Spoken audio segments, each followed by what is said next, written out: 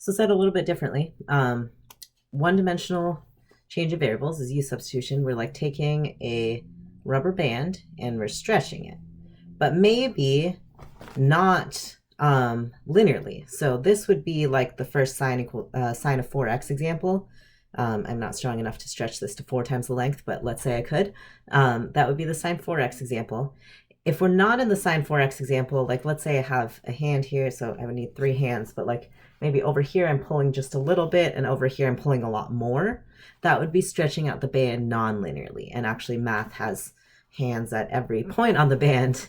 And then it's, so like the second example where u equals x squared, it gets stretched out more and more and more as we go this way. As you saw, the graph went, the periods, pseudo periods, they're not periods anymore because they're not the same distance apart, but they were spaced less and less apart as we went along.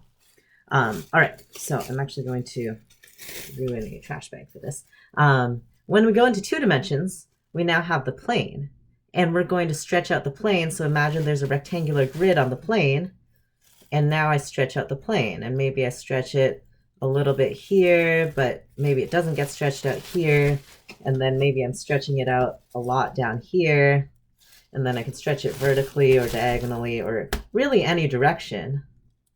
And then I end up with this thing that's not quite a rectangle. You can see there's like a thing here.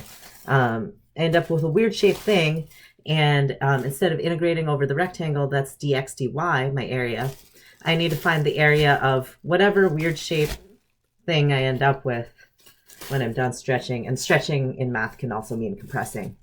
Whatever area that is, I need to figure out what that is. And that's the substitution, for example, RD theta, and I'll do that again in algebra so you can see it in the next video. And then when I go to 3 dimensions, I'm doing the same thing with volumes. I have a one, like imagine Play-Doh. Do you guys use Play-Doh anymore? Any sort of clay that you can mold with your hands. When I was a kid, it was Play-Doh. Like a Play-Doh cube, and then I could stretch it or shrink it in any direction, and now I have to find the volume of the new thing. All those complicated conversions, including spherical coordinates, the rho squared sine phi, that's from stretching out the Play-Doh cube into a stranger shape and finding the volume of that.